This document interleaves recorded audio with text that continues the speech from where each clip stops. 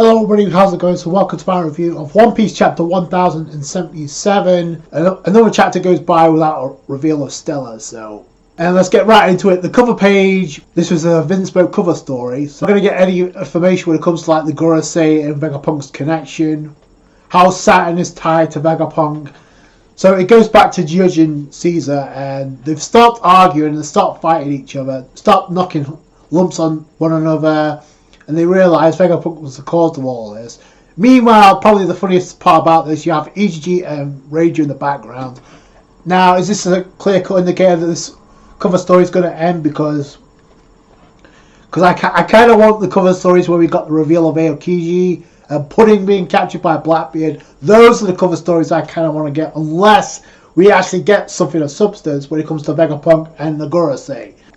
But speaking of Vegapunk, we go into the lab of Vegapunk, Fabio, and we have, well, outside I should say, because we have Sentomaru being confronted by the underlings of his and asking why he's deploying pacifistas here. Once again, we get another brief of O'Hara, the O'Hara incident. So Sentomaru is acting as the narrator, as Oda trying to describe O'Hara as, I guess it's for new viewers or new readers that haven't got this far, so here you go.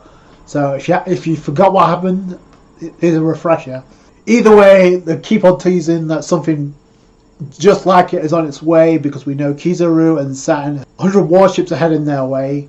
So the danger is yet to come, but the threat inside the arc is what's intriguing right now. And if you technically think about it, I actually think this refresher here kind of like foreshadowed the ending of this chapter, which I'll get into. But Sentomaru says this whole place will be destroyed once they arrive, so he already knows that something bad is about to go down, because they're willing to erase the greatest mind in the world in Vegapunk. Well, that's another indicator though. So it cuts to Lucci and Luffy using the combo attack.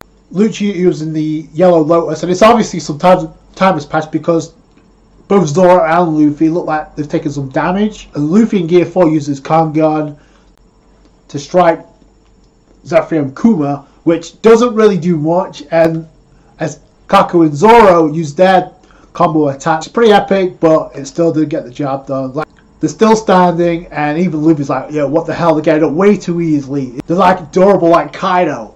But then that actually triggers Zoro to mention something about King, which I'm glad he did, because this brings up a conversation about with Shaka revealing, oh, Albert, the underling of Kaido, his Lunarian race, or DNA, is shared with the Zephyrians. And so this is where Zoro brings up the weakness, because when the flames are up with the Lunarians, they're invincible, but when they don't have the flames, they're open to attack, and now everybody knows this. But there is a comedic moment in this, because there wasn't much about King that I remember, other than the fact that he had brown skin, white hair, black wings, and his flames were on the back, and you got Lucci, Kaku, and Luffy saying, yo, put it together sooner, wouldn't ya? Shaka says he's going to go up to find Stella because he thinks he knows where Stella is. Suspicious considering where he goes by the end of this chapter, but I'm getting to that as well. Zephyr and Mihawk tries to attack Shaka, but then Zoro blocks it, so we got a Zoro-Mihawk rematch, so good. This is actually one of my favourite parts of the entire chapter. Seeing Nami doing her thing. It looked like Brooke and Edison have been taken down. I don't know if Edison's been destroyed, but Nami gets pissed because she's like, we can't treat him like a kid. Let's go, Zeus. So that she's about to attack Zephyr and Jinbei. Very sus panel here from Oda, with Nami attacking. Pretty good ass shot, I will say, from Oda. So she goes in. We see Brooke has been laid out. Edison's been taken down. I don't know if, like I said, I don't know if he's been destroyed.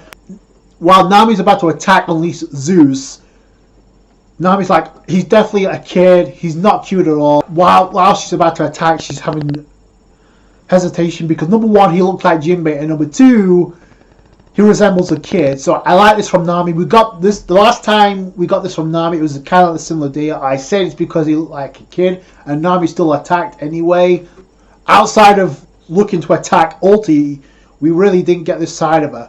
We don't get this side of Nami very much. So this is a breath of fresh air. Zeus comes out, loses that Thunderbolt to attack Zephyr Jinbei, but much like the other Zephyr, he's still standing after the attack. And again, Nami apologizes to Jinbei because but then Seraphim Jinbei uses the swim fruit from Senor Pink to go into the ground, much like he did the previous time. Brook notices this. He's gone, Nami, run, he's gone down below. So Brook comes in, slices Jinbei, and then there's creeds you need to follow by. 1, anyone who threatens Nami-san will face punishment. This is exactly what Sanji and Robin said when Nami was last attacked by Zephyr and Jinbei.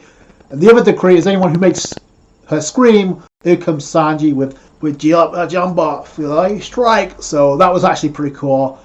It lands on Jinbei. I don't know if that got the job done, but it got the message across because Sanji's like, yo, I don't care if you are a spitting image of Jinbei, I'll be a judge, jury, and executioner. That was a core ass line by Sanji, I won't lie. But then it cuts away to the third building where we go over to Lilith using a bubble gun to attack Zephyr and Hancock, which I said this was going to break it down to a fight, even though Lilith said we don't stand a chance. Because Lilith had what she needed because the bubble gun she used has because of the properties of the green blood that's inside the Seraphim. It's basically similar to the devil fruit users, so that's their weakness.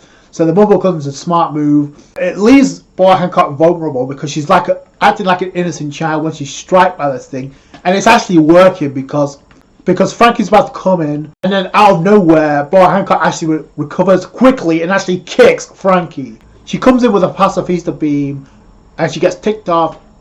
It looks like Boa Hancock is the only Seraphim showing emotion here. Like the others aren't showing any. Well, I shouldn't say that because Mihawk was kind of grinting when he was clashing with Zoro. So other than that, though, Seraphim and Boa Hancock have shown the most emotion that we've seen out of the Seraphim yet. Although I still think there's other Seraphim out there. Since the bubble from the bubble gun was unleashed, Frankie actually uses the bubble to actually nail Zephyr and Boa Hancock. But then once she's taken down, she's acting innocent again. Oh, this is agonizing. And Frankie's completely dumbfounded by this.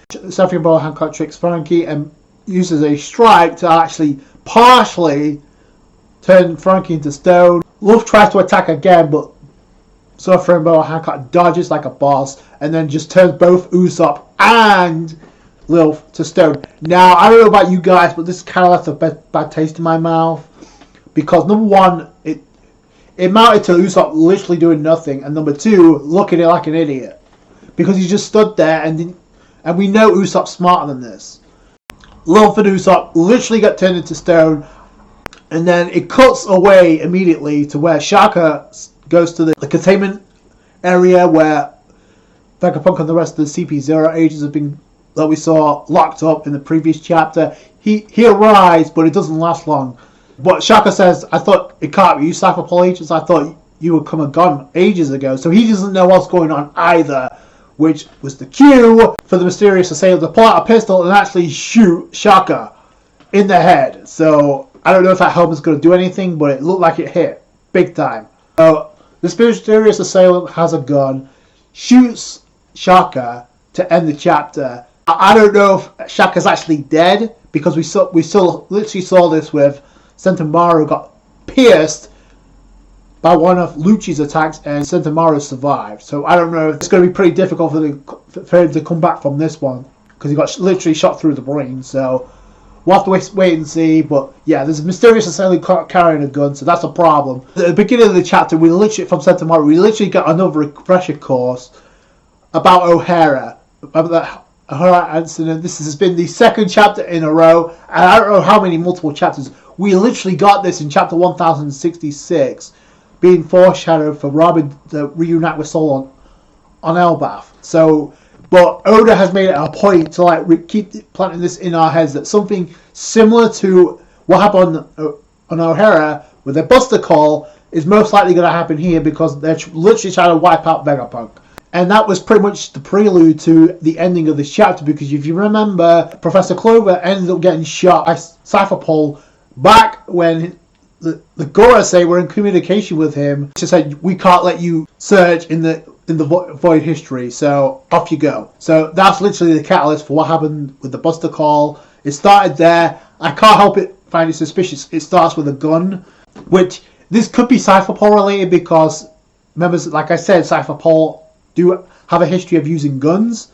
And Lucci literally told Shaka that their goal is to eliminate all 7 Vegapunks. Eliminate them all.